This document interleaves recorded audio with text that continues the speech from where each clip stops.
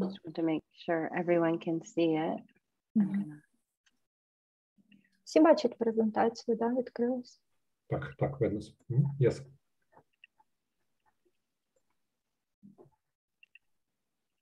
Okay. My view. All right.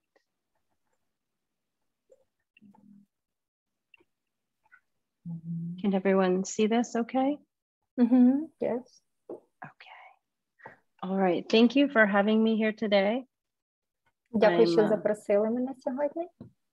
I'm very honored to be here. This is a topic that is very important to me as well. Up until recently, my husband was a US Army soldier. He was in Lviv.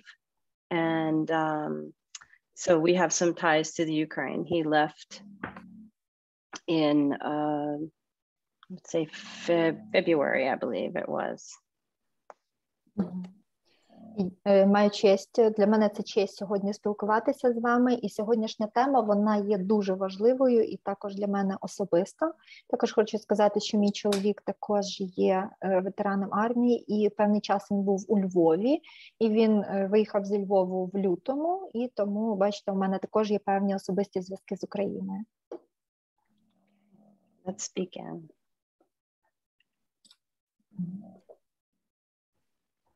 Hold on one second. Let me make sure I have the right one. Hold on one second. I'm having some difficulties here. Hold on.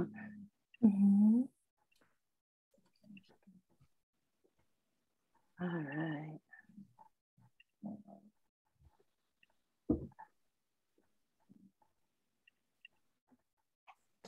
Here we go.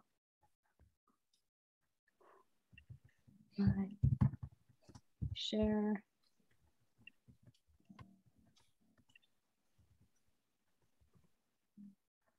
Okay.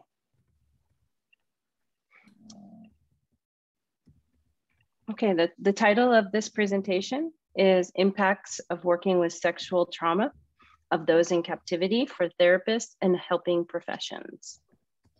Так, назва сьогоднішнього вебінару – це вплив роботи з людьми, які пережили сексуальну травму під час перебування в полоні на терапевтів або людей інших допомагаючих професій. First, I will discuss vicarious trauma because this is ultimately what many therapists experience. І перше, на чому хочу зупинитись, це на вікарній травмі, тому що це саме те, що переживає дуже багато терапевтів. For many of the clients that you will meet with, this may be the first time that you've heard about such acts of sexual assault or rape in captivity. So this is why that would be considered secondary exposure. І дуже часто хтось із ваших клієнтів стане тим першим випадком, коли ви почуєте розповіді про сексуальне домагання чи зґвалтування під час перебування в полоні, і ці історії можуть на вас вплинути.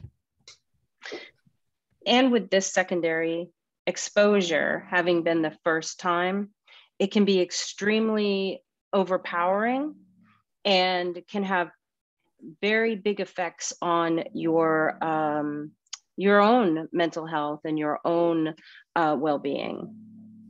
І оце ніби ваше вторинне стикання з цією травмою, воно може стати для вас дуже надмірним, перевантажуючим і мати значний вплив на ваше особисте ментальне здоров'я.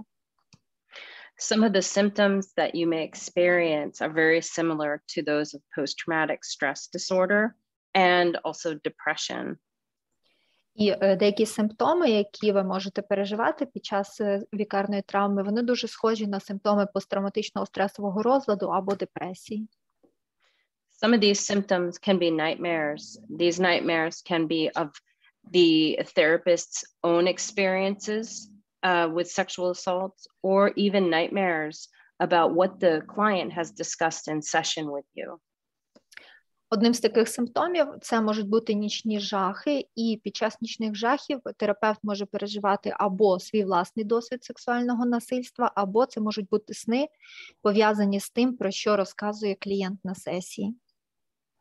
Anger is common as well, as it is difficult sometimes for people to understand, or the stories are causing emotions that they cannot understand. So very short temper is also a symptom. Злість також зазвичай приходить як симптом, і дуже часто людині важко зрозуміти всі ті історії, про які розповідає терапевт, і приходить таке певне нерозуміння тих емоцій, які переживає власний терапевт, тому таке ніби зниження власної витримки – це також один з симптомів. Hypervigilance and hopelessness. And the hopelessness may stem from feeling unprepared with the topic, which we will get into momentarily. Також відчуття надмірної вразливості і відчуття безнадійності. Ці відчуття часто виходять і з того, що терапевт не готовий зіткнутися з тими темами, які піднімає клієнт. Immediately following meeting with this client, you may notice a change in mood. That change in mood could be a lack of empathy or even feeling numb. Також, завершуючи сесію з клієнтом, ви можете відчути в собі певні зміни настрою. Ці зміни настрою зазвичай характеризуються зниженням вашої емпатійності або навіть онімінням. Also, this can also lead to a negative impact or view on others or the world around you, especially if you are located in the country that is experiencing this type of actions. І все це також може призвести вас до формування певних негативних поглядів на оточуючих, на людей і на світ в цілому. І особливо часто це переживається тими терапевтами, які перебувають в країні, де відбуваються всі ці насильницькі дії. This can include your own safety as well, and fear that maybe once the captives, they could find out that you are helping these people. So there's that fear of safety, which leads to, once again, hypervigilance and just those changes in mood. І цей страх, він часто пов'язаний з тим, що вас також можуть захопити в полон, як ту людину, якою ви працюєте, і також, можливо, вас переслідуватимуть за те, що ви допомагаєте цим людям. І, тобто, цей страх є ніби страхом переживання зниженості вашої власної безпеки. І таким чином він викликає відчуття власної надмірної вразливості і веде до певних змін настрою. And the vicarious trauma can also be felt by other family members who too could be seeking help in this area.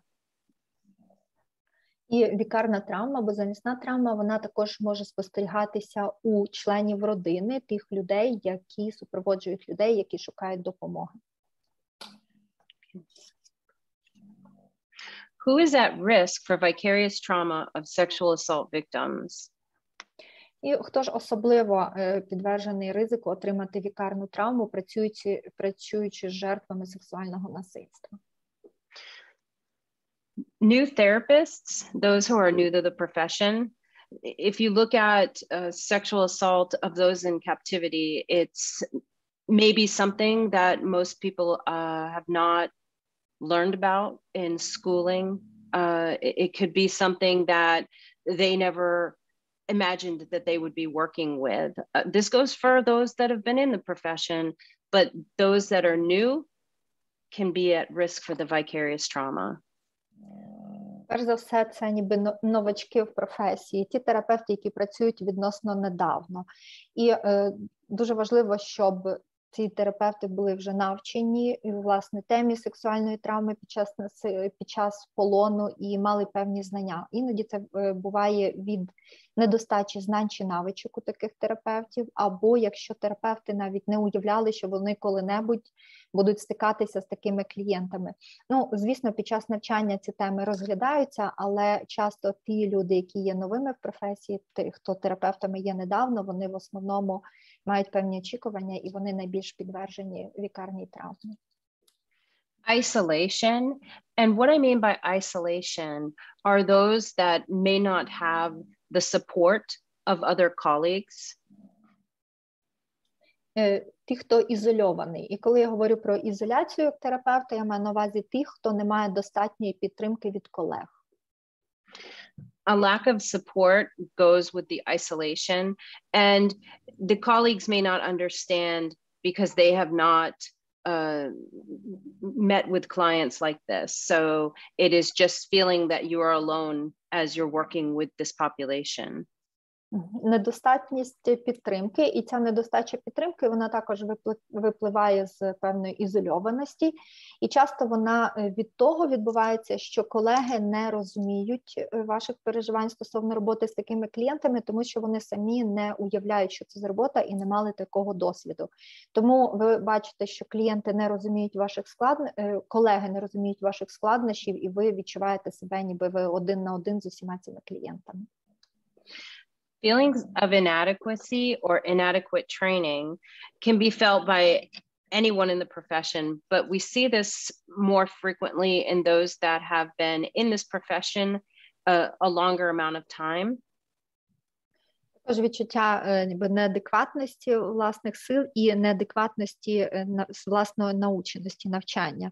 Ну, це може виникнути у будь-кого, в будь-якої людини, але часто саме це виникає у людей, які досить тривалий час в професії. And this is because many people who have been in the profession for years, they have a good grasp on working in other areas.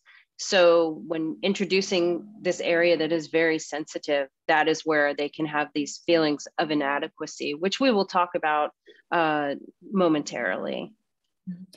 Дуже часто людина, яка досить довго в професії терапевта, вона вже має досить великі надбання в роботі з певними клієнтами чи в певних частинах цієї професії, і там людина почуває себе досить успішною, але коли стикається з такого типу клієнтом, то, власне, саме тут може відчувати свою певну, ну, ніби невідповідність себе тим типам клієнтам, які є. І про це ми також поговоримо трошки пізніше. The own sexual assault of the therapist or abuse in the past, so that would be countertransference or transference that is experienced during the session.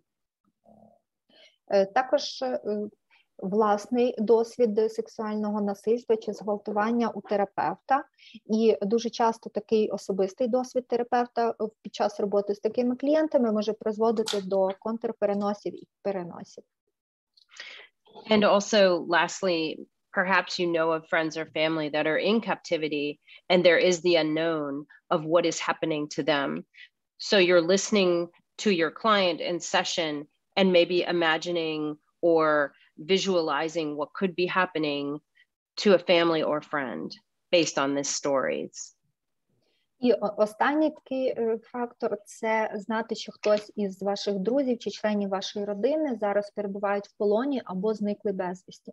У такому випадку терапевт, слухаючи розповіді клієнта, може переносити це і уявляти, викликати в себе певні образи, що все це саме може відбуватися із членом їхньої родини.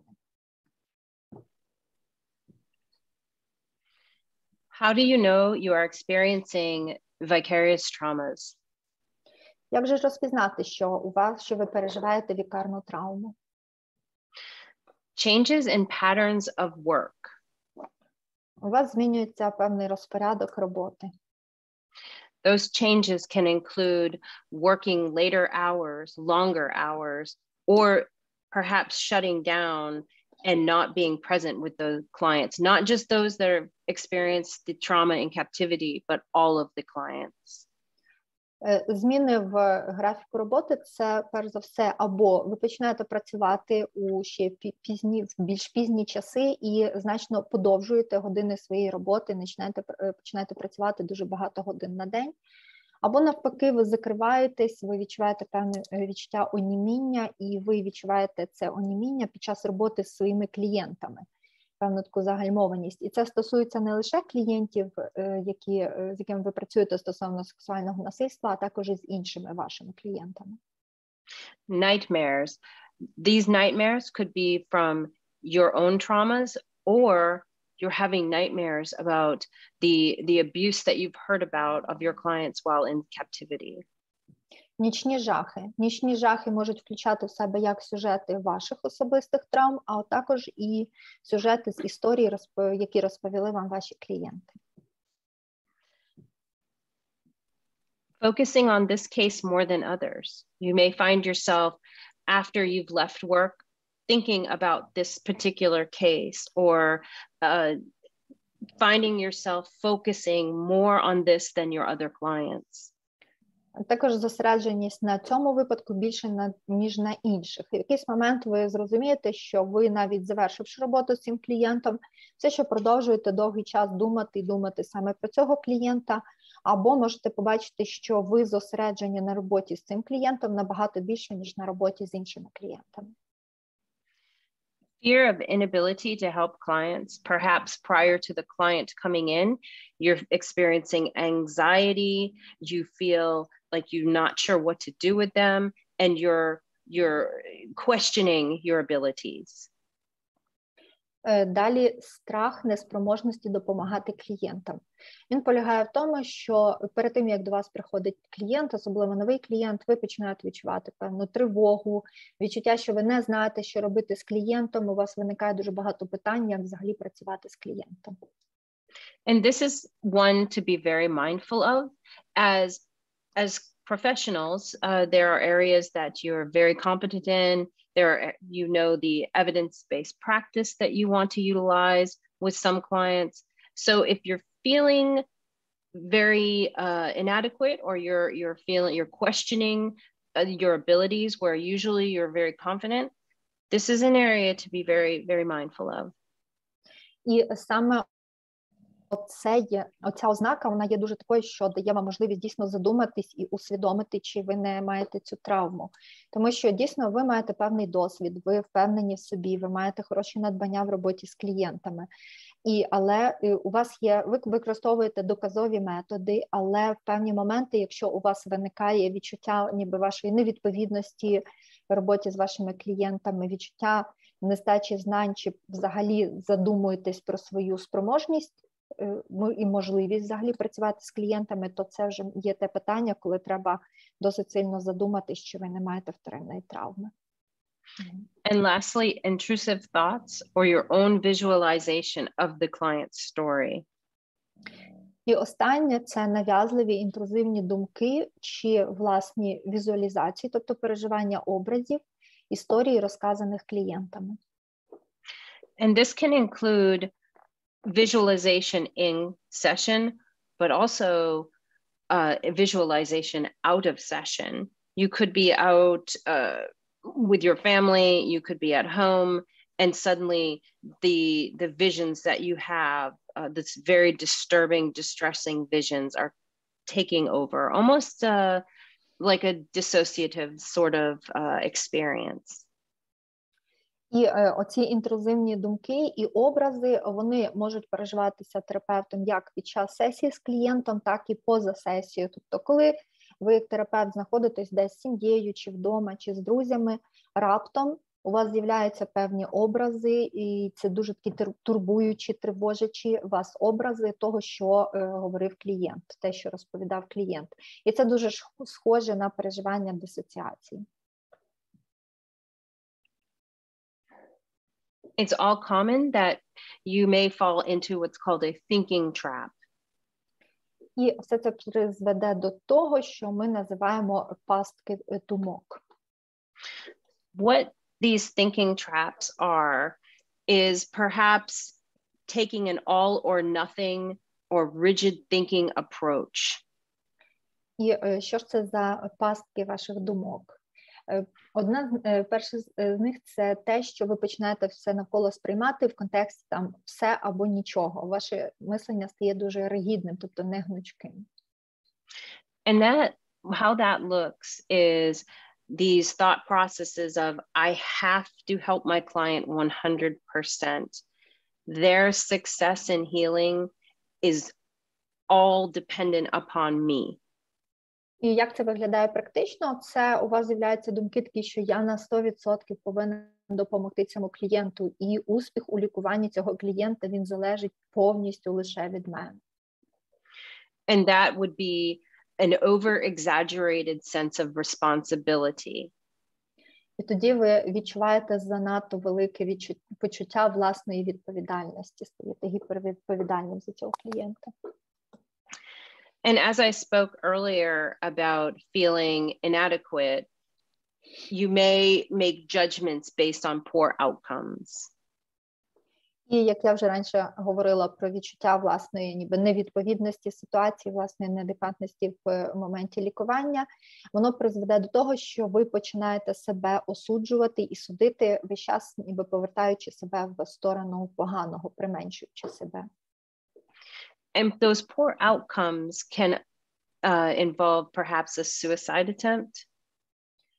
І оці ніби негативні наслідки, на яких ви зосереджуєтесь, коли ви себе осуджуєте, перш за все, це, можливо, у клієнта будуть спроби самогубства. Or a client does not return back to session. Або клієнт не повертається до вас на сесію. And what happens is the therapist once again takes on that exaggerated sense of responsibility and starts to blame themselves for the client's behaviors outside of session. І от знову ж таки в цих ситуаціях, особливо в цих ситуаціях, знову ж таки терапевт повертається до відчування власного надмірного відчуття гіпервідповідальності за цього клієнта і бере на себе, сам ніби на себе бере відповідальність за поведінку клієнта між сесіями, поза сесіями. And also assuming the worst outcomes and catastrophizing. І ще одна така пастка – це завжди підсумовуючи все лише в ключі найгірших результатів і катастрофізація того, що відбувається. So perhaps an example of that would be a client does not come to a session and you automatically have these thoughts that the client is in trouble. Наприклад, якщо клієнт з якихось певних причин не з'являється на наступну сесію, ви одразу починаєте думати, що з клієнтом щось погане сталося. This can include the assumptions that they have been kidnapped again. It can be that they went back to a coping skill such as drinking or drugs. І тоді це ще виливається в те, що ви перш за все починаєте собі уявляти, що, мабуть, клієнта знову викрали, або що клієнт повернувся до таких копінг-стратегій, як зловживання алкоголем чи наркотиками. So it's very important to look at how you're thinking and understanding that you cannot control what a client does outside of session, and understanding that those catastrophizing is definitely an example of a thinking trap that you can't pull yourself out of. І тому дуже важливо відслідковувати ваше власне ставлення до процесу терапії і розуміти, що ви не повинні брати на себе цю певну функцію контролю клієнта між сесіями, і також розуміти, що не все навколо є таким катастрофічно поганим, і що це лише пастка вашого розуму, куди вас затягує. And the catastrophizing can also bleed into your other clients, where as therapists, we are trained to look at each client differently and not group them all together. І також в цьому випадку ця катастрофізація ваша, вона буде розповсюджуватись також і на інших клієнтів, хоча ми як терапевти навчені сприймати кожного клієнта як окремого, іншого і ніколи не групувати клієнтів в якусь певну групу разом. Now, managing your negative emotions during session with clients. So this is when you're in the session with the client. Як же ж впоратися зі своїми негативними емоціями під час сесії з клієнтом? Тобто зараз поговоримо про те, що робити під час самої сесії. Managing negative emotions and understanding how comfortable you are with that. Перш за все, впоратися з негативними емоціями, ця здатність полягає в тому, як ви відчуваєте себе в процесі сесії з цим клієнтом. And this is mainly a self-assessment and looking internally as to how comfortable you are with sexual assault. And now you add the component of captivity. So understanding where you sit with that. Тобто це ґрунтується на певному самоусвідомленні і самосприйнятті, і сприйнятті того моменту, чи вам взагалі комфортно знаходитись поруч з піднятим питанням сексуального насильства, до якого ще доєднується питання полону, і де ви знаходитесь в цьому моменті в своїх емоціях. And as therapists, there may be clients that we're more comfortable with, and others that, based on your own experiences, you may not be comfortable with. So really looking internally and asking yourself, how comfortable are you? І вам, як терапевту, можете побачити, що з певними клієнтами буде більш комфортно працювати, а з іншими клієнтами, які, можливо, будуть піднімати якісь ваші особисті досвіди, вам буде менш комфортно працювати. Тому дуже важливо заглядати всередину себе і дійсно усвідомлювати, наскільки вам комфортно з цим клієнтом. And because this experience is so powerful and may not be familiar to therapists, it's important to understand how you feel as you're going through that process with the client listening. І оскільки, власне, цей досвід, він може бути дуже значним, великим і незнайомим терапевту, тому дуже важливо відчувати вас як терапевта, як ви себе відчуваєте під час перебігу сесії, як ви себе відчуваєте під час прослуховування історії клієнта.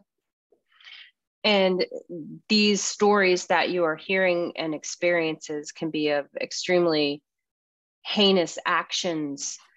It can involve children. If you have children the same age as the victim, you don't know what you are about to hear. So sitting there, it is easy to become overwhelmed with your own emotions. І також ці історії, які ви почуєте від клієнтів, вони часто можуть бути занадто жахливими. І дуже також одне з того, що може дуже перевантажити терапевта, це те, що часто в цих історіях можуть фігурувати діти. І особливо, якщо це діти такого ж віку, як у терапевта, тоді ви можете просто сидіти, слухати і не розуміти, як це могло відбуватися. І також ніби терапевт не був готовий до того, що може почути на цій сесії. Тому дійсно, сидячи і прослуховуючи історію клієнта, дуже легко стати перевантаженим і захлеснутим власними емоціями. These grounding techniques can include breathing, distraction to get you through the story that they're talking about. But it's so important to know where you're feeling that and when you start to feel very uncomfortable. Звісно, ви можете використовувати техніки заземлення, пов'язані з диханням, чи техніки перенесення уваги на щось інше під час того, як ви слухаєте цю розповідь, і це допоможе вам пройти через розповідь клієнта, але все ж таки дуже важливо розуміти, де ви знаходитеся відносно до ваших відчуттів, коли ви слухаєте історію клієнта. The other piece is ensuring that you are engaging in positive emotions in your daily life, as working with this population can be very heavy. So after work, perhaps spending time with family. Також дуже важливим фактором, щоб справлятися з емоціями, це є впевнитись в тому, що ви можете бути залучені в певні позитивні емоції у вашому повсякденному житті. Робота з такими клієнтами, вона зазвичай є дуже важкою, тому добре після такої роботи провести час зі своєю сім'єю. Perhaps this could also be a hobby, such as drawing, maybe you have a pet that's very important to you and is like your best friend. It could also be some sort of self-care activity that you have that balance, knowing that you're sitting with such difficult, stories, making sure you have the balance of those negative emotions, but also positive emotions. Або, якщо не сім'я, можливо, вам варто мати якесь хобі, наприклад, малювання, або мати хатню тваринку. Це також дуже приємний досвід, це може бути ваш такий найліпший друг. Тобто це також є важлива частина певних технік самодопомоги, і дуже важливо тримати власний баланс і розуміти, що ваше життя балансує разом з тою важкою історією, яку ви почуєте від клієнта, тобто слідкувати, щоб у вас в житті був баланс негативних і позитивних переживань.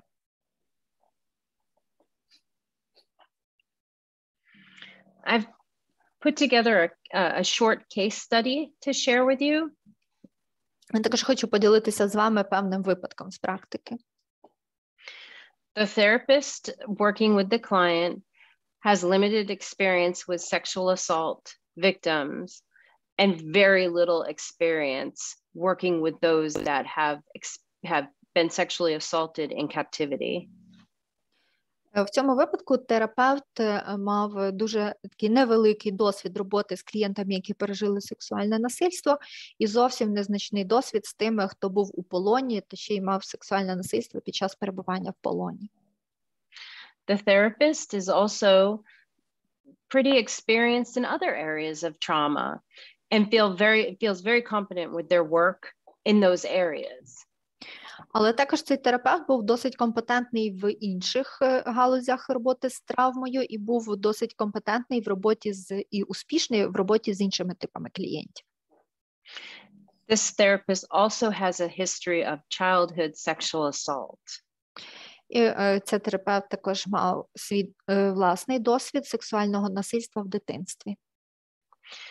In addition to that, this therapist also has friends or family that are in captivity or they've not heard from and their status is unknown. І також на додачу цей терапевт знав, що хтось із друзів чи членів родини його зараз знаходиться в полоні, або про декого з них нічого не відомо, тобто вони в статусі зниклих безвісті. This therapist has been through their own therapy and feels that they have a good grasp of what their own experiences have been, and also feels that they are able to separate their own experience to that of clients that they have worked with in the past. Також цей терапевт пройшов власну терапію і, маючи таке власне підґрунтя сексуального насильства, вважав, що, в принципі, зараз уже він може відділити власну травму від тих травм, які йому розкажуть клієнти, і може включатися в допомогу таким клієнтам. In addition, this client also has a child who is about the same age as the client. І на додачу в цього терапевта також була дитина приблизно того віку, як і клієнтка, яка звернулась. The client is a 16-year-old female. Клієнт, 16-річна дівчина. And this client experienced repeated rape while in captivity. І ця клієнтка пережила повторні зґвалтування під час перебування в полоні. And during this time, they had no contact with family, no contact with friends. They were in captivity without any outside influences or help. І під час перебування в полоні ця клієнтка не мала ніяких зв'язків ні з своєю сім'єю, ні з друзями. Тобто під час перебування в полоні вона була повністю ізольована і не мала ніяких контактів з зовнішнім світом. What was occurring with this therapist was after the initial session, they were extremely tired. Що ж сталося з цим терапевтом? Перш за все, після першої ввідної сесії терапевт почувався дуже виснаженим, надзвичайно виснаженим. In addition to this, as more the therapist met with the client more, they were perhaps calling in sick or missing a lot of work or canceling appointments with this particular client, which was very not common for this therapist. І чим більше цей терапевт дізнавався про свою клієнтку, про цю дівчину, тим більше терапевт почав хворіти або пропускати сесії з різних причин, або відміняти сесії саме з цією клієнткою. Ну, звичайно, такі дії терапевта важко коментувати. And based upon the work with this client, the therapist started to experience somatic symptoms from their own sexual assault history. Також в процесі роботи з цією клієнткою терапевт почав відчувати певні соматичні переживання, пов'язані з його власним досвідом сексуального насильства в дитинстві. And because of these somatic symptoms, the therapist was able to justify taking time off from work, but the time off coincided when they were supposed to see the client, this particular client. І через ці певні соматичні відчуття терапевт почувався так, що він міг через хворобу пропускати роботу, але всі ці його моменти захворювання, вони співпадали по часу з сесіями саме з цією клієнткою. At home, the therapist was not engaging in activities that were healthy, such as running, going to the gym, reading books, not related to work. Також вдома цей терапевт не був включений ні в які активності, які відносяться до здорового способу життя. Тобто там він не бігав, не ходив в спортзал, навіть не читав книжки, тобто не мав нічого, що було б не пов'язано з роботою. There was a definite shift in their mood after they saw this particular client as well. І у цього терапевта дуже чітко спостерігались певні перепади настрою саме після зустрічі з цією клієнткою. And what caused the therapist to realize that there was something going on, it was a colleague that approached them and said, there's something not right. Are you okay? І що ж, власне, призвело цього терапевта до думок, що, можливо, з ним щось не так, це те, що вже колеги почали йому казати, що подумай, можливо, щось з тобою не так. And although the therapist had experience working with, some experience working with sexual assault victims, they did not have experience with children or adolescents that have experienced this. So where they had usually been very mindful of how they felt working with sexual assault victims, they lost all sort of recognition within themselves how they were feeling. І оскільки і цей терапевт, і його клієнти, вони, в принципі, і цей терапевт, і колеги мали певний досвід роботи з людьми, які пережили сексуальне насильство, але практично ні в кого не було досвіду роботи з дітьми чи підлітками, які пережили сексуальне насильство. І тому, якщо зазвичай терапевт міг якось усвідомлювати і переживати, передивлятися свої відчуття, то в даному випадку неможливо було для цього терапевта усвідомити свої власні переживання стосовно цього клієнта. And it tends to be people outside of ourselves that notice these symptoms before we do. This can include family members, colleagues, managers, people that you have close contact with. І також, звісно, у кожного терапевта є ще певне коло людей, які відмічають ці певні симптоми в терапевта, щодо того, як він сам буде їх відмічати, і можуть йому про це сказати. Це сім'я, друзі, чи співробітники, чи адміністратор на роботі, тобто хтось, хто досить близько бачить цю людину. And because this case was causing the therapist's own history that they had thought that they had worked through and were able to manage, they began therapy, their own individual therapy with a therapist.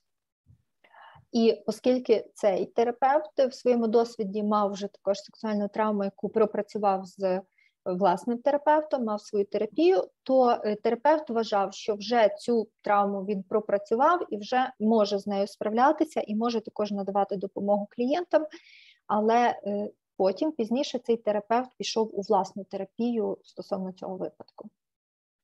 In addition, they worked to balance their client and caseload so that it wasn't extremely heavy with only clients that had experienced sexual assault in captivity.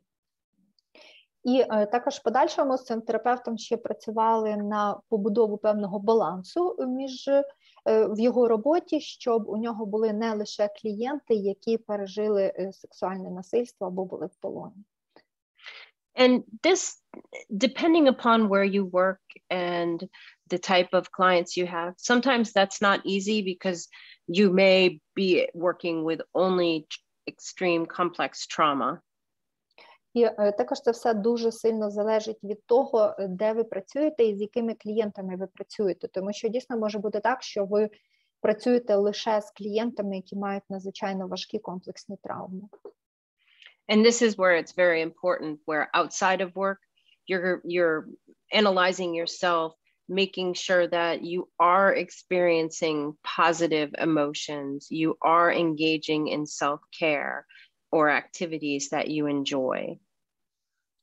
І тому дуже важливо для вас аналізувати себе, аналізувати свій стан і бути точно впевненим, що поза роботою ви точно маєте певні позитивні емоції, що ви точно маєте певну діяльність спрямовану на самодопомогу, ви точно маєте щось, що принесе вам радість та задоволення.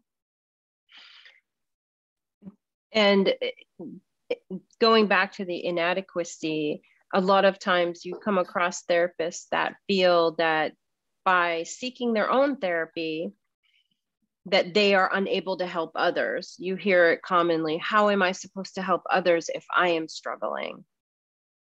І також повертаючись до питання відчуття власної невідповідності професії, дуже багато є терапевтів, які внаслідок цього починають шукати власну терапію, і в процесі, поки проходять власну терапію, вони не можуть допомагати іншим клієнтам, вони кажуть, що як же ж я можу допомагати іншим, якщо зі мною не в порядку.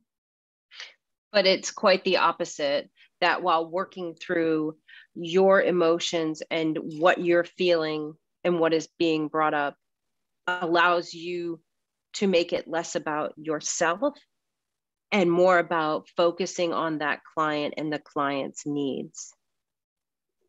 Але насправді тут протилежна ситуація, тому що чим більше ви проходите терапію, пропрацьовуєте власні емоції і можете аналізувати ситуацію через ваші емоції, тим менше ви починаєте концентруватися на власних переживаннях і тим більше ви концентруєтеся на тому, як допомогти своїм клієнтам. And in this case study, I intentionally focused on the therapist's emotions, based on the topic today, but just really looking at what was going on internally with that therapist based on the type of client that she had had at the time.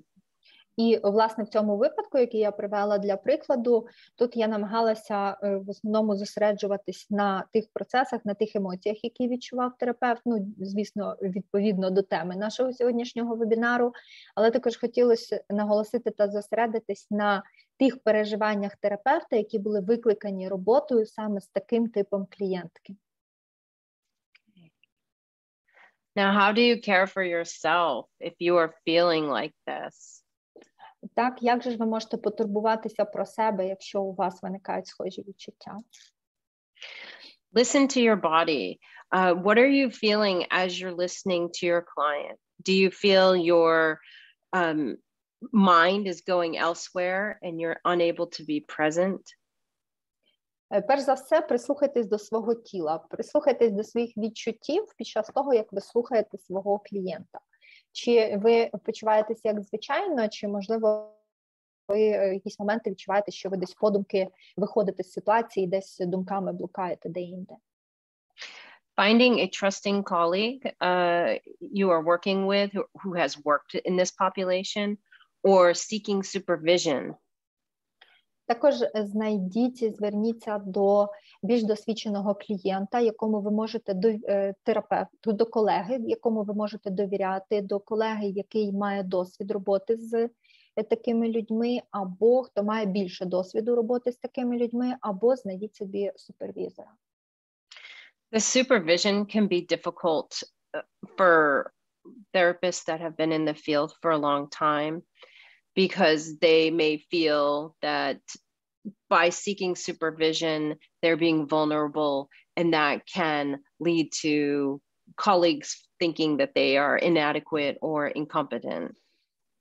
І дуже важко буває знайти супервізора і проходити супервізію тим терапевтам, які дуже довго працюють в польових умовах, десь там на передніх лініях, і не мають супервізії, тому що вони можуть відчувати, що шукаючи супервізії і виносячи ці випадки, вони перед колегами ніби предстають у такому вигляді, що вони вважають себе невідповідними своїй професії, що вони ніби сумніваються у своїх знаннях. But once again, it is the opposite, because being able to speak with someone that has worked with this population, that is familiar with these feelings, or perhaps techniques to help you better that client. Але насправді все також протилежне, тому що здатність поговорити з кимось, хто є більш досвідчений у роботі з такими клієнтами, хто може бути знайомий з тими відчуттями, які ви зараз переживаєте, і також ці люди можуть дати вам певні техніки, які можуть допомогти вам чи допомогти вам краще працювати з клієнтами. Finding support from family and friends, so perhaps letting them know that you're working with a very difficult case, and if they start to see changes in your mood, changes in your work habits, or just a difference in you, that they tell you this. Також отримайте підтримку від членів родини або друзів. Ну, перш за все, просто повідомте їм, що зараз ви працюєте з дуже важким випадком, з клієнтом, і якщо вони побачать певні з вас зміни настрою, зміни вашого робочого розпорядку, чи взагалі відмітять, що у вас щось змінилося, нехай вони вам про це скажуть. And once again, as discussed earlier, engaging in activities that are unrelated to work, and finding a sense of meaning in your life outside of work. І знову ж таки повернусь до того, про що говорила вже неодноразово, це намагайтеся залучатися в певні активності, які ніяк не пов'язані з роботою, і також знайдіть щось, що буде сенсом вашого життя поза роботою. So ultimately not allowing your work to consume and take over your life.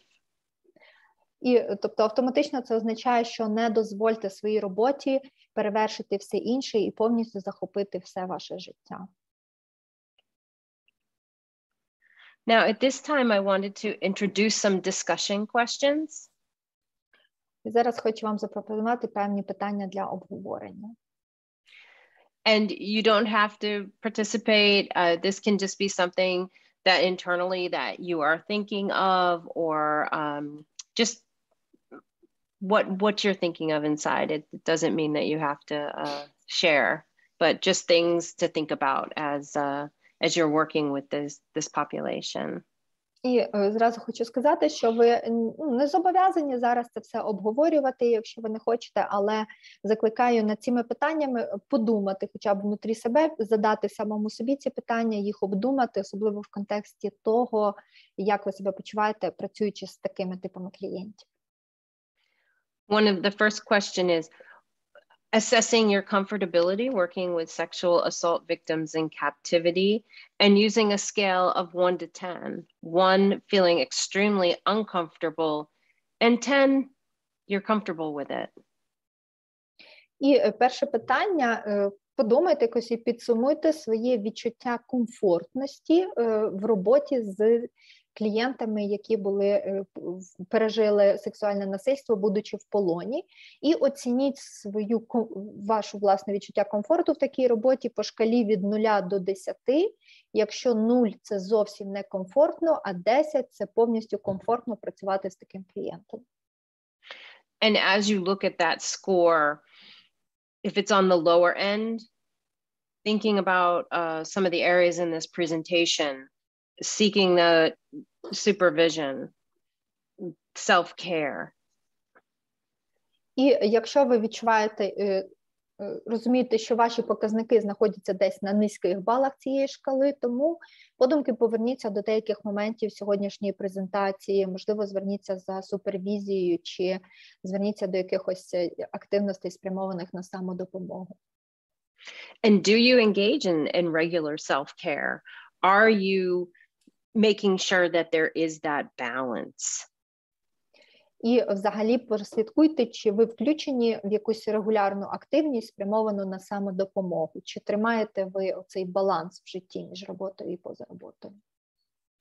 And do you have access to additional training in this area if you do not feel that comfortable with it? І чи маєте ви доступ до додаткового навчання про роботу з такими клієнтами, якщо ви відчуваєте, що у вас недостатньо знань та навичок? And this is important, the additional training in this area, as this is a subject that is very sensitive, it's very difficult, and it may be very new for a lot of people. І що стосується додаткових тренінгів, додаткового навчання по роботі з такою темою, це такий предмет, що, в принципі, може бути надмірно чутливим, надмірно важким і дуже новим для більшості населення сьогодні.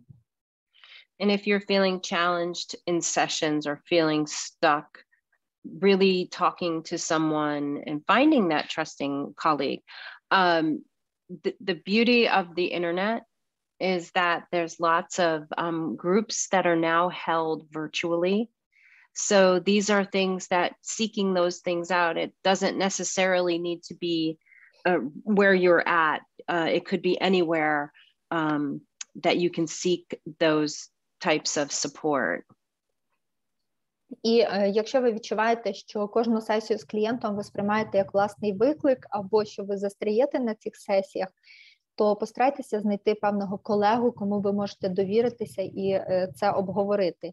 І якщо у вас з цим складнощі, прошу звернути увагу на можливості інтернету і на те, що зараз є дуже багато віртуальних груп підтримки, і що ви можете собі знайти цього колегу, навіть не в тому місці, де ви є, тобто в будь-якій точці світу ви можете отримати підтримку.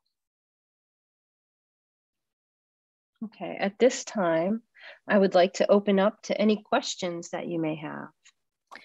І зараз вже лекційна частина закінчилась, і відкриваю частину питань та відповідей. Задавайте, будь ласка, питання.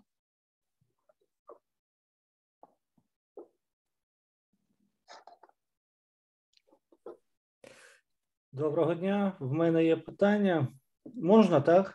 Угу. Я хочу подякувати, дуже цікава і дуже корисна лекція.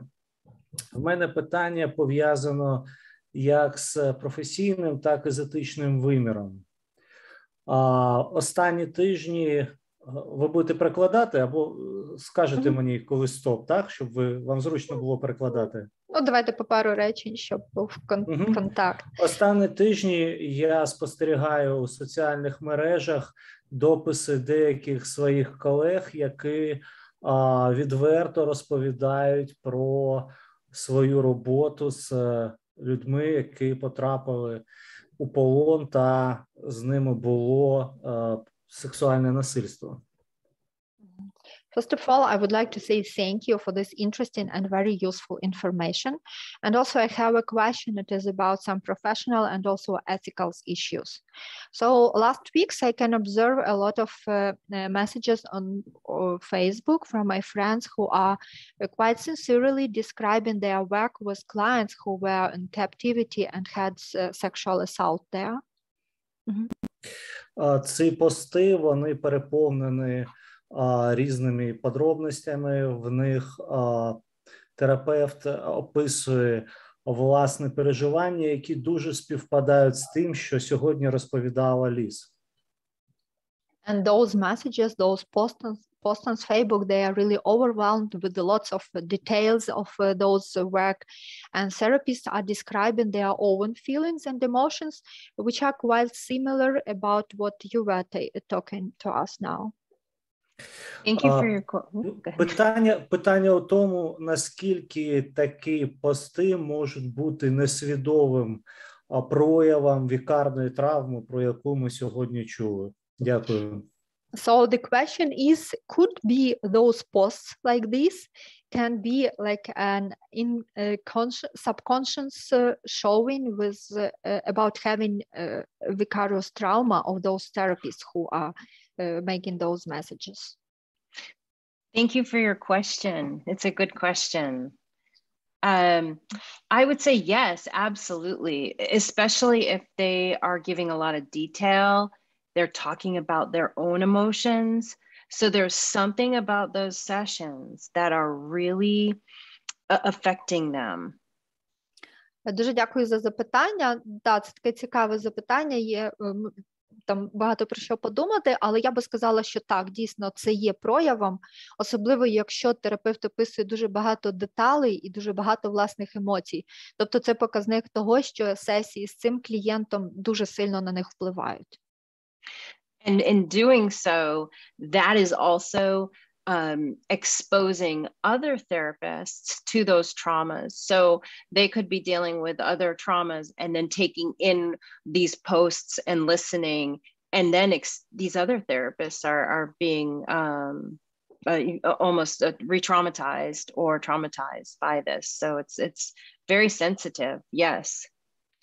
Але також ці пости, вони можуть ніби іншим терапевтам, ну і людям, які читають, давати ще певну експозицію до тої травми, тобто дотикати інших людей до цієї травми і піднімати в інших терапевтів, які це читають, та інших людей певні згадки про власні травми. І тому навіть читаючи ці пости, інші терапевти можуть також бути ретравматизовані власними травмами, тому я б сказала, що ці пости, вони дійсно є такі дуже чутливі. And in this situation, my recommendation would be for those that are struggling to seek out a support group, some sort of supervised group with someone who's experienced in this field. That way they can be with others, and it's just a good support network. Hearing that you're struggling with something and you're not alone, but also having a professional there that is almost a subject matter expert that can lead the group and really facilitate and maintain that group.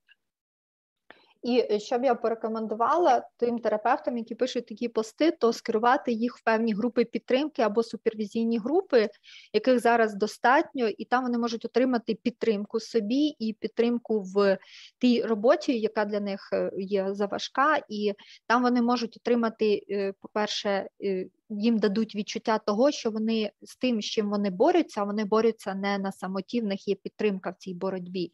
І також в цих групах треба пошукати, часто вони проводяться певними експертами в цьому професійному полі, і тому можуть дати певні поради, як краще, як правильно працювати. Thank you for this question, because I feel that it is definitely something that many people are experiencing currently, as this is maybe a year ago, you didn't imagine, or even 6 months ago, you didn't imagine that something so horrific could be happening to your own people in your own country. So it can take people by surprise as far as the emotions that they're feeling. Дуже дякую вам за це питання, тому що, як я зрозуміла, то дійсно дуже багато людей зараз стикаються з такими переживаннями, тому що ще рік назад, ну навіть ще 6 місяців назад, більшість з вас і не уявляли, що відбудуться в вашій країні з вашими людьми такі надзвичайно жахливі речі, і для багато кого це стало надзвичайною несподіванкою, і тому несподіваними є ті відчуття та емоції, з якими зараз стикаються.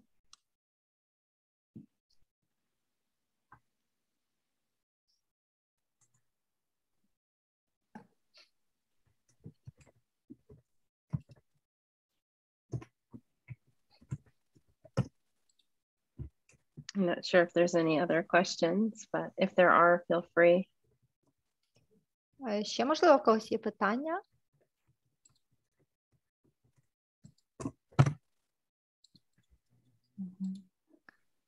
We have a question in chat. So, what do you think? Who should not work with such kind of clients? That is a good question. I think if it is somebody who has experienced sexual assault in their own past and they have not sought assistance or help or therapy with it, they are people who may not have the ability to have good, healthy boundaries with clients. Питання стосовно того, хто не може працювати з такими типами травм. Дуже добре питання. Ну, на мою думку, не може працювати терапевт, тобто той, в кого є власний досвід сексуального насильства і хто не має певної підтримки стосовно цього питання, або хто не пропрацював, хто не мав власної терапії стосовно цього питання пережитого. І також не може працювати той, хто не вміє встановлювати з клієнтом здорові межі.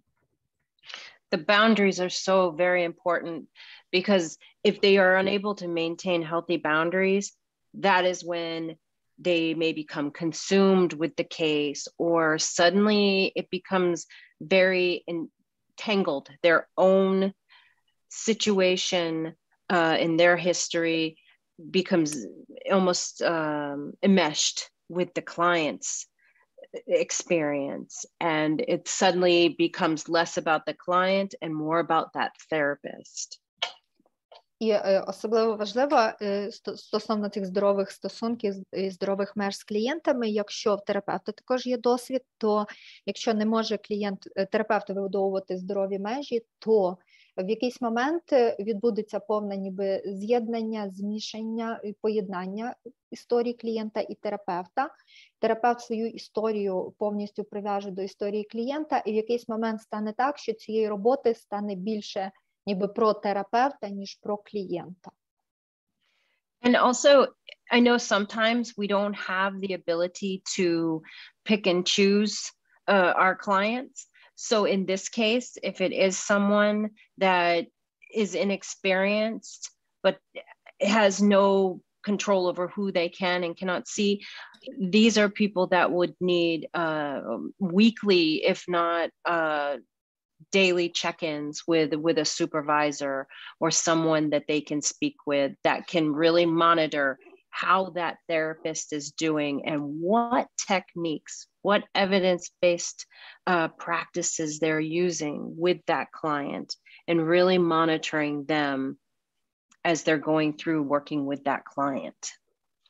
І також ще буває таке, що терапевт працює в таких ситуаціях, в таких умовах, що він ніби не може вибирати клієнтів, не може відмовлятися, він не має певної попередньої інформації, з якими клієнтами він працює, і терапевт не знає, який буде його клієнт, то такі терапевти, вони повинні щотижнево, якщо не щоденно, ніби перевірятися якимось супервізором, щоб зрозуміти, як себе почуває терапевт, і також треба ще перевірити, які доказові техніки і доказові практики використовує цей терапевт з клієнтами, і в такому випадку, якщо не може терапевт обирати клієнтів, важливо досить таки часто і досить ретельно моніторити стан самого терапевта в цій роботі.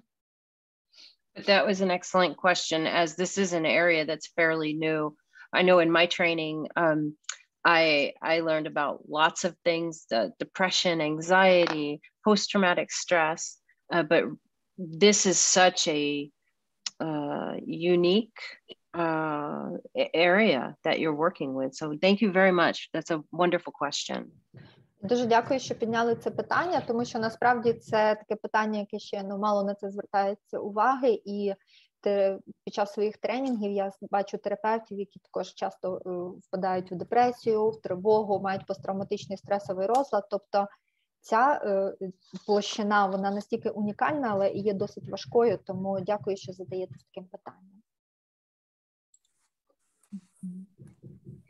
And we have also some more questions in chat. So first, should the supervisor have a big experience working with such kinds of client? If possible, I think that it's helpful, but it could also be maybe someone that hasn't had that experience and they're able to allow the therapist to talk. It could become more of a collaborative type situation where they're working through things together. So I think absolutely it is really important for that supervisor to have that experience, but not necessarily if it's not available, but someone who's very grounded and someone who's able to seek out those questions and answers. Because a lot of times the therapist they're entrenched in it, and it's very difficult for them to see outside of it. So even just having someone to sit and process is beneficial.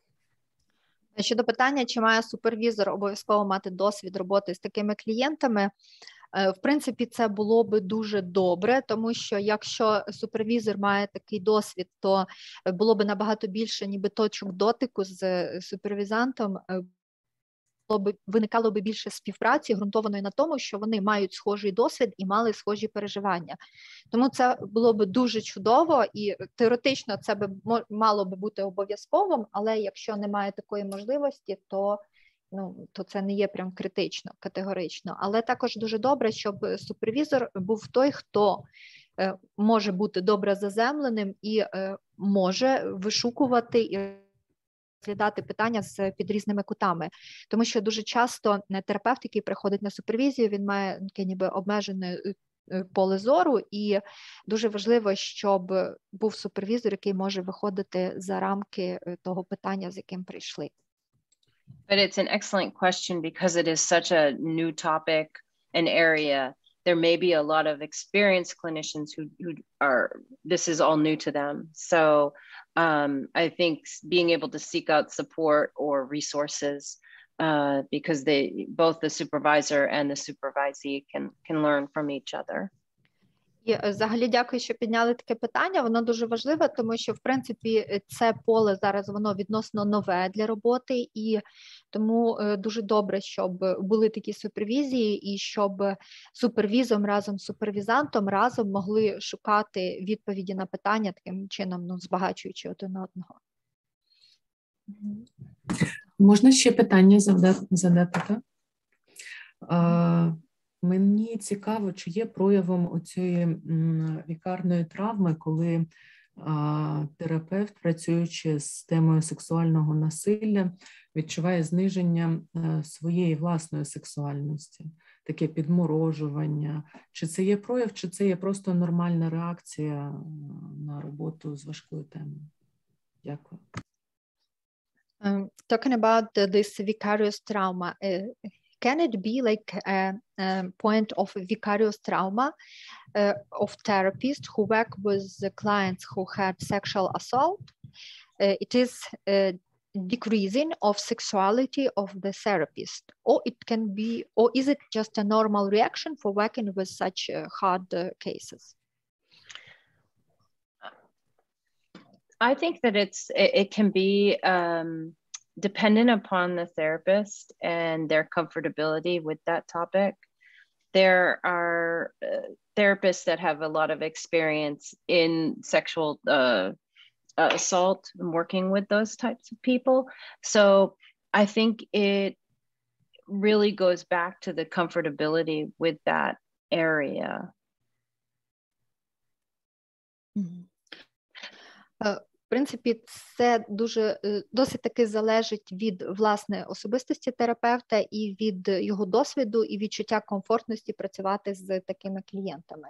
Тому що той терапевт, який має дуже великий досвід роботи з клієнтами, які пережили сексуальне насильство, він ніби виходить за рамки цього, він так на себе не бере. I can use myself as an example. I work with not primarily, but I work with a lot of military, and a lot of special operations people that do intense, very sensitive missions. And there are times where even the stories they share have taken me aback. And so although I'm seen as somebody that works so closely and people seek me out, there are times where some of their experiences really affect me. So I think it's something that the therapist should be very mindful of. And if there is something that they just can't shake, they seek that supervision. Можу також поділитися власним досвідом. Я дуже багато працювала з військовими і з тими, хто знаходився в певних спецопераціях, і вони дуже часто ділились зі мною дуже такими чутливими подробицями, що відбувалось в них в місіях, і їхні історії, які я слухала дуже часто, вони мене відкидали назад, ніби в моєму власному житті, але коли я працюю і працювала з такими клієнтами, і іноді також я відчуваю, що я ніби включаюсь в те, що вони говорять, і що їхні історії на мене справляють певний вплив. І я би порадила, що якщо терапевт відчуває, ґрунтуючись на власних відчуттях, якщо відчуває, що ці історії якось впливають негативно на його життя, то краще шукати супервізора і там розбирати це. I hope that answered your question. Сподіваюся, що я відповіла на ваше питання.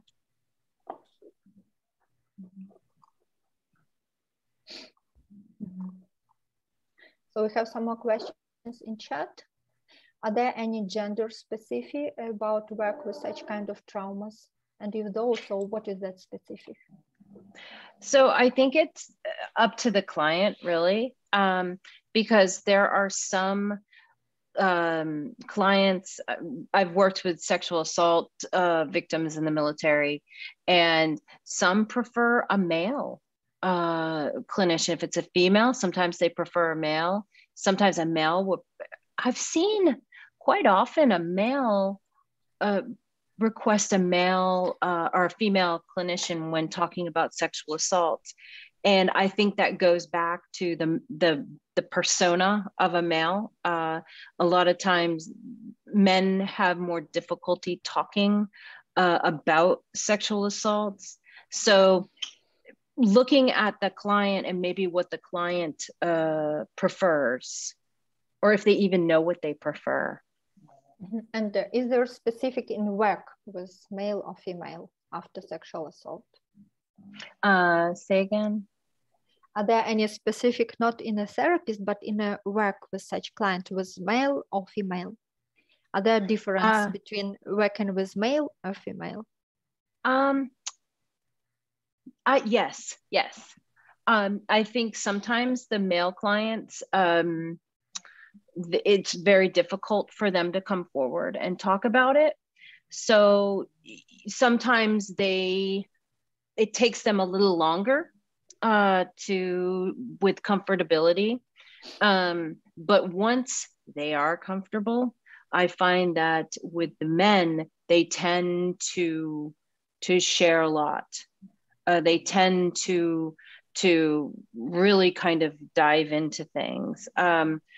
With women, they may be more comfortable with a woman provider, and it could be society where we kind of focus on women having been sexual assault victims, but we don't talk about men as often. Стосовно питання, чи є гендерна специфіка при роботі з такими травмами, якщо є, то в чому полягає? Ну, по-перше, дуже часто травмовані клієнти звертають увагу на вибір статі терапевта і можуть обирати як терапевта власної статі, але іноді вони хочуть терапевта протилежної статі. І варто зважати на побажання клієнта. і зазвичай чоловікам важче говорити про це, тому вони часто обирають терапевта певної статі, не завжди своєї, але дивляться на те, де йому було б легше працювати. Стосовно специфіки, власне, роботи з чоловікам, важче про це говорити, їм ніби треба переступити через себе, щоб почати про це говорити, і тому тут відбувається терапія трошки довше, і трошки довше йдеться до тої точки, коли чоловік почуває себе комфортно, щоб про це говорити. Але коли вже чоловік почуває себе комфортно з терапевтом, тоді чоловіки зазвичай говорять про це дуже багато, і вони хочуть досить глибоко зануритися у власну травму. Жінки зазвичай почувають себе комфортніше з терапевтами жіночої статі, але взагалі у нас в суспільстві ми більше зосереджені при роботі з сексуальним насильством говорити про сексуальне насильство над жінками, і взагалі у нас мало піднімається питання про сексуальне насильство над чоловіками. And my suggestion would be to work slowly with those people. And once you have established the rapport and the trust, you'll find that more and more details or challenges come out. So my suggestion is to work slowly and not push them in an area they're not ready to talk. І також така загальна рекомендація – це з такими клієнтами працюйте дуже повільно, і чим повільніше, чим ви будете працювати повільніше, тим ґрунтовніше і міцніше ви встановите і рапорт, і певні відчуття довіри між вами, і тим більше важливих деталей вам надасть клієнт. Тому не треба їх форсувати до пришвидшення занурення в ті теми, до яких вони ще не готові.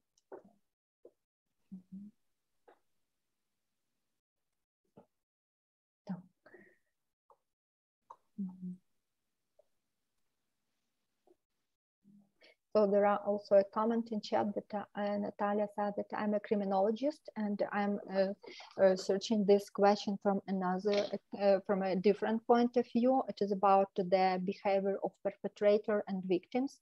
And thank you for such a useful lecture because now we have that moment in our lives when nobody cannot be sure that they will never be a victim of violence. Yes, and that can be difficult also, working with the perpetrators. That is I could spend hours on that alone. But yeah, that is equally difficult, especially if you've had a past of sexual assault or you've worked with sexual assault victims. I've encountered that where I've had to work with perpetrators as well. So yes, that's a difficult area too. Стосовно коментаря про те, що кримінологи вивчають питання з боку поведінки агресора та потерпілих, і скаже, що так, зараз останнім часом також вона і інші колеги зосереджуються і на роботі з агресором, і вона в своїй практиці також вважає, що необхідно працювати із агресором, але також дуже важко є працювати з жертвами сексуального насильства, якщо дійсно це відбувається зараз, і це в тій області, в якій в тій країні, там, де ви проживаєте, тому це дійсно дуже важливо і досить важко. Also, we have another question in chat. Tell us, please, are there any characterology, for example, like by Nancy McWilliams? So some types, some characteristics types, which are more feasible to work with such kind of clients. Because, for example, I think that if the therapist is a kind of depressive character by itself, it cannot be good for them to work, and maybe some sociopathic features of character, it can be good for this work. Are there any issues? Yes, definitely. I think making sure that you're meeting the client where they're at. There are some clients that would like to do homework. There's some clients that don't want to do anything like homework, and finding the right match. If your client doesn't like to do any sort of like homework or worksheets, and you're pushing that or you're encouraging that, it's not going to be a good match. If suddenly the therapist, due to any form of transference, starts to take on the depressive symptoms, or they're just not very energetic, it's not going to be helpful for that client. Somebody who can actively listen and really validate that client and make them feel safe, because they're sharing something with you that is just so difficult. So sitting in that space, but absolutely reading that client and knowing, like, you know, just making sure that you're a good match. So yes, good question. And what about the types of therapist, features of therapist? Oh yeah. Characteristic features of therapist itself. As far as like their personality features or things like that? Is that Yes, what you mean? yes, personality features of therapist. Oh, yes. I think for some of them, it's being, like I said, being able to really be positive, giving them hope. It could be someone who is upbeat. It could be someone who can kind of pull things out of those clients. And I think for the client and the therapist, it's learning and kind of understanding who that client is. Some clients they'll deflect with humor. So perhaps someone who incorporates humor into their sessions, someone who can call the client out. I worked with a client once, or go ahead, you can go ahead and then I'll share that story. Питання стосовно, чи є якась характерологія, наприклад, по Ненсі Маквільямс, яка краще підходить для роботи з клієнтами. Клієнтів, варто вивчати характерологію клієнтів, тому що терапевт повинен дивитися, як саме поводиться клієнт, чи клієнт приходить в певному депресивному стані, чи клієнт має якусь певну там енергічність, чи як клієнт взагалі сприймає свій стан. І для певних клієнтів важливо, щоб терапевт був такий спокійний, дуже врівноважений. А для певних клієнтів є дуже цінним навіть сам процес активного слухання терапевтом, тому що їм досить важко перебувати в цьому просторі разом з терапевтом, і таким чином вони бачать більше підтримку. Тобто тут питання більше в тому, щоб відбулося, ніби так підійшов терапевт клієнту, щоб вони ніби співпали між собою, що потрібно клієнту і що може дати, який має стиль терапевт. І стосовно терапевтів, також є певні терапевти, які є дуже позитивними до клієнта, вони можуть вселяти в них надію, але деяким клієнтам краще, щоб їх просто ніби підтримували і щоб це не було настільки енергійно, тому що вони не можуть самі сприймати стільки енергії. Також є певні клієнти, які самі можуть включати певні нотки гумору в цю ситуацію, тому також дуже важливо, щоб терапевт міг також включити певний гумор в ці сесії. I had a client I worked with who had an extensive sexual abuse as a child, where he was sold for sex, and the person that was taking him to these different people explained it to him as we're on a secret mission. When we would get into the trauma work, he would almost dissociate and go into this personality of a secret spy. And I was able to call him out on it and say, whoa, where are you going? Let's come back. And he responded well to me, whereas other therapists were uncomfortable with his topic and they might get drawn into his story. So he responded well to somebody that could pull him back and say, oh, I see where you're going. You're going back to that place because that's a place of safety. Хочу навести також приклад своєї практики. У мене був клієнт, який мав тривалі численні зґвалтування, тому що був проданий в сексуальне рабство. І людина, яка цього клієнта передавала в тому проданому рабстві від хто його гвалтував від одної людини до іншого, пояснила йому так, що це у нас певна секретна місія і в цьому є певна мета. І тому, коли клієнт потрапив вже до мене в терапію, він був в певному стані дисоціації, і він сам був занурений в те, що він є певним таким секретним шпигуном, і він має певну місію. І я витягла його з цього стану, ну ніби в реальність, сказала, куди ти йдеш, давай пішли назад, і він досить добре мені відповів на це, і був ефект від терапії, тому що інші терапевти, вони почували себе дуже некомфортно в роботі з ним, і вони ніби топились в його історії, і йому допомогла я як людина, яка витягла його з його переживань назад в реальність. Але він весь час намагався повернутися в ті переживання, тому що там було його безпечне місце, не так, як йому це нав'язали і пояснили.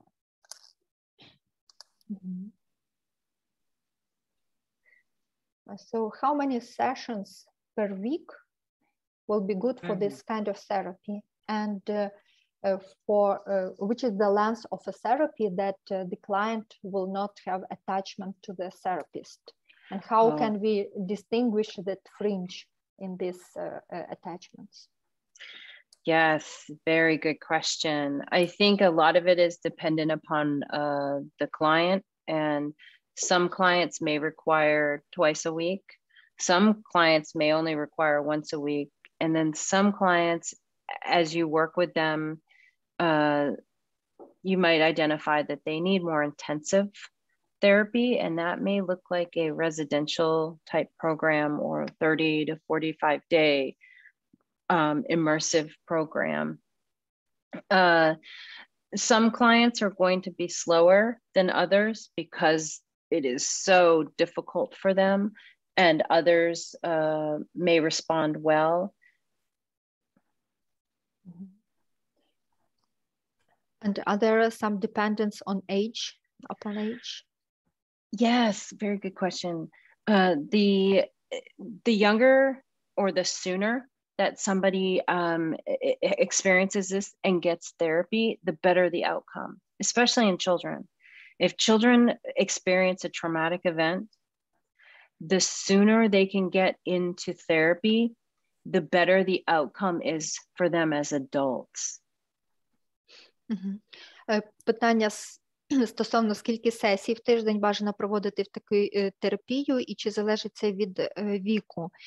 Скільки сесій в тиждень залежить від самого клієнта, ну, зазвичай 2 рази в тиждень, бувають клієнти, кому достатньо раз в тиждень, а бувають клієнти, ну це вже ви бачите по клієнту, яким треба значно більше терапії, тому у них є певні такі резидентські програми, тобто програми перебування, 45-49 денні програми перебування в певній клініці, як в стаціонарі, там, де клієнту надається ще більш масивна терапія. Також деякі клієнти виходять досить повільно, тому що їм важко про це говорити, але є клієнти, які досить добре відповідають на терапію, тому їм легше. Стосовно віку, так, це залежить від віку. Краще, швидше виходять молодшого віку і старшого віку. Клієнти, які досить старшого віку, вони мають певний вже ніби власний досвід, і тому вони ще на основі власного досвіду добре відповідають на терапію. І стосовно дітей, чим швидше така дитина прийде в терапію, тим кращі будуть наслідки для її подальшого дорослого життя.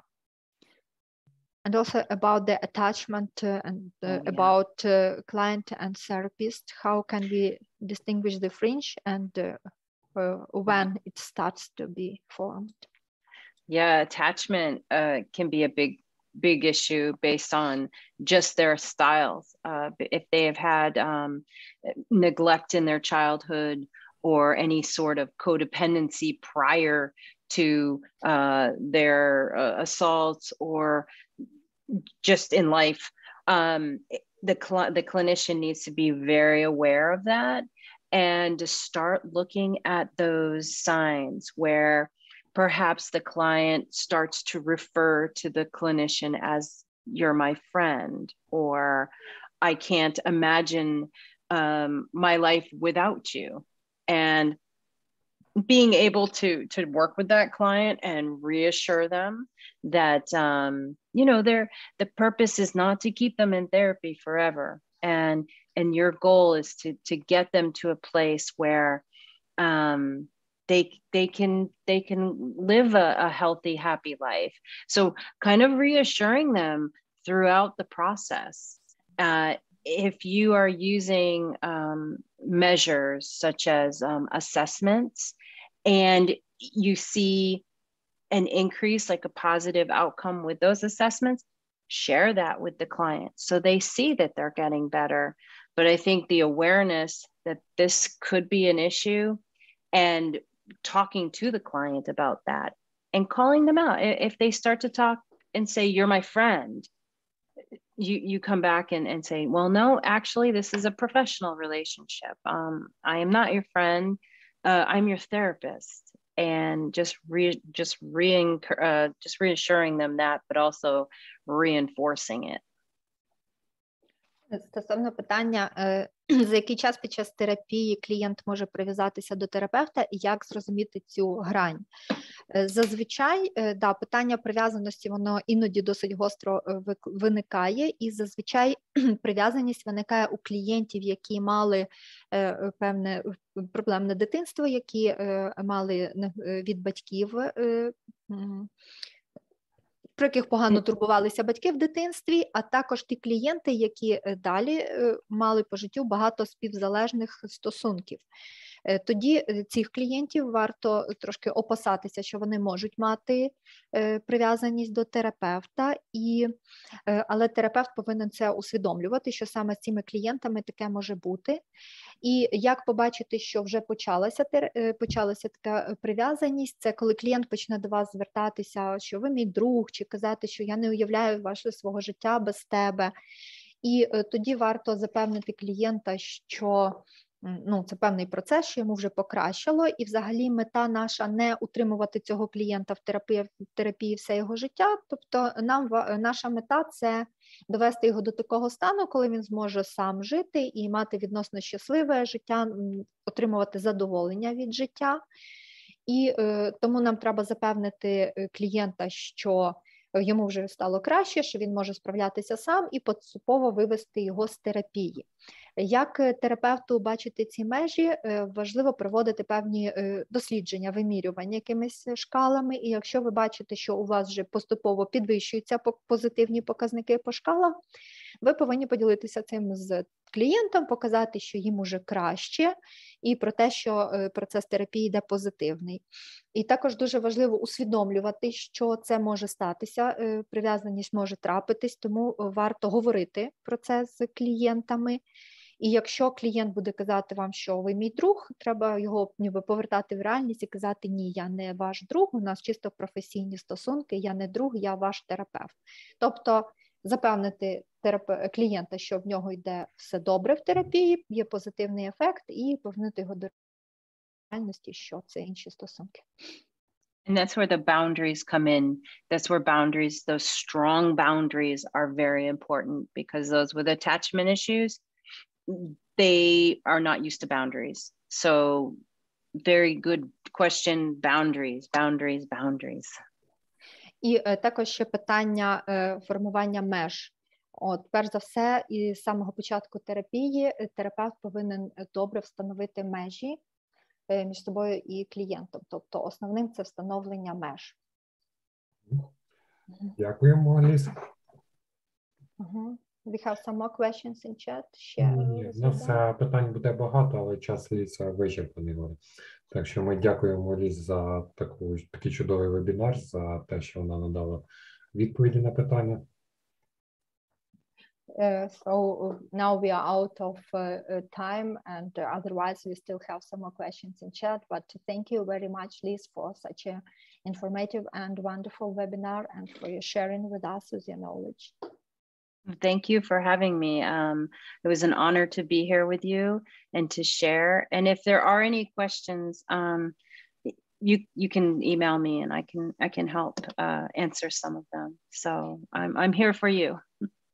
Дякую вам за те, що запросили. Для мене це честь провести для вас такий вебінар. І також, якщо у вас ще є питання, ви можете їх задати, написавши мені на електронну адресу, і я залюбки на них відповім. Я якраз електронну адресу наразі скинув в чат, і якщо що можете нам надсилати, ми перейшлемо Ліз. And so now Liz's email is now in chat, and also some questions you can send to our page, and we will send them to Liz.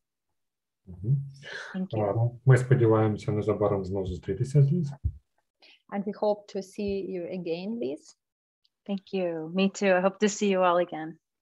Так, я теж сподіваюся скоро вас всіх побачити.